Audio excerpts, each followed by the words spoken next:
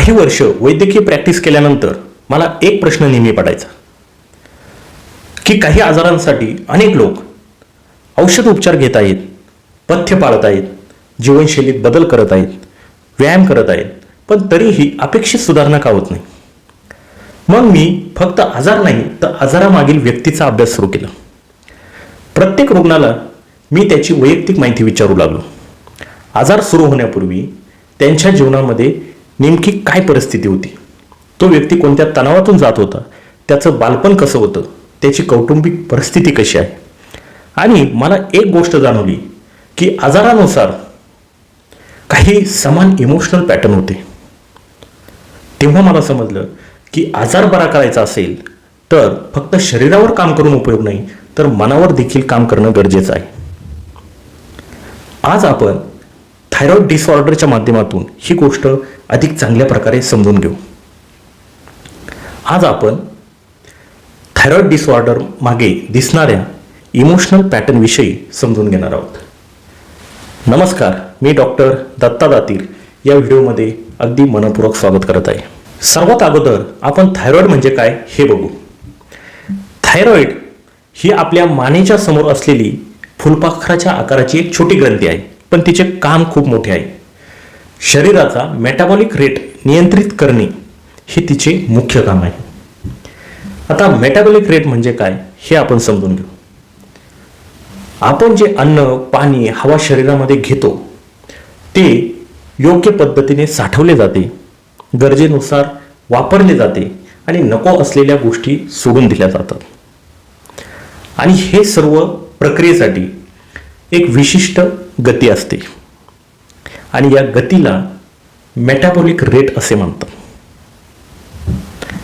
म्हणजे हे गती नियंत्रित करण्याचं काम थायरॉइड ग्रंथी करत असते.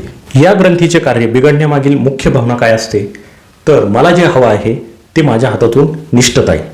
कारण काय, तर मी उशीर केला, मी वेळेत पोहोचलो नाही, जलद पद्धतीने काम करायला हवं होतं पण ते झाले नाही. म्हणजे एकंदरीत उशीर होतोय या भावनाशी संबंधित असते. आणि मग शरीराला एक संदेश मिळतो की आता वेगाने काम करायला हवं, आता वेग वाढवायला हवा. आणि मग थायरॉइड ग्रंथीकडून T3 आणि T4 हे हार्मोन वाढवले जातात.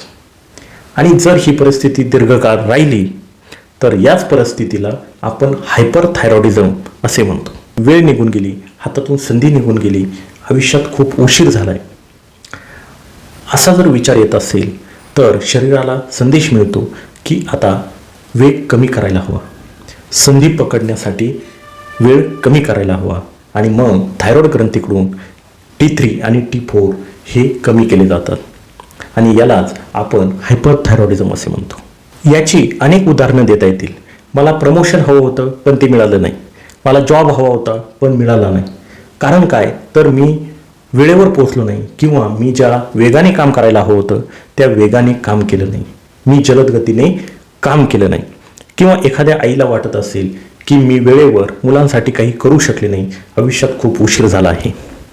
आणि अशा भावना जर दीर्घकाळ राहिल्या तर शरीर हे जैविक पातळीवर प्रतिसाद देतं आणि तो प्रतिसाद म्हणजे थायरॉइडचे फंक्शन बिघडते.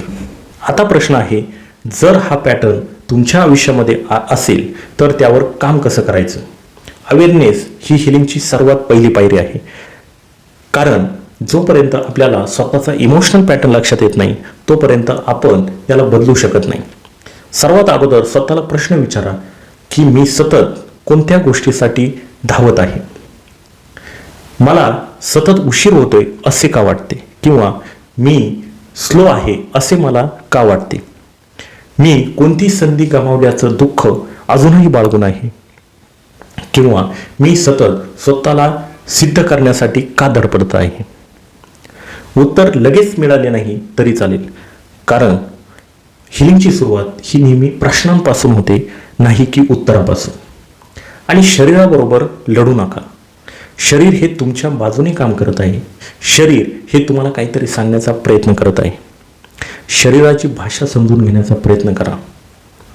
शरीर लक्षणांच्या माध्यमातून तुम्हाला काहीतरी सांगण्याचा प्रयत्न करत आहे. जर तुम्ही ही भाषा समजून घेतली तर तिथूनच हिलिंगची सुरुवात होत असते. स्वतःच्या भावना ओळखा, त्या स्वीकारा आणि त्या योग्य पद्धतीने व्यक्त करा. औषध उपचार सुरू ठेवा, कारण इमोशनल हिलिंग आणि औषध उपचार हे एकमेकांचे पर्याय नाही तर पूरक आहेत. आता मला तुमच्याकडून एक गोष्ट जाणून घ्यायची आहे.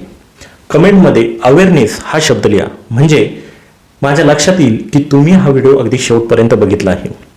जर हा व्हिडिओ तुम्हाला उपयुक्त वाटला असेल तर लाईक करा, शेअर करा आणि अशाच नवनवीन रूट कॉज हिलिंगविषयी अधिक जाणून घ्यायचं असेल तर या चॅनलला सबस्क्राईब करायला विसरू नका. पुन्हा भेटूया पुढच्या व्हिडिओमध्ये. तोपर्यंत धन्यवाद.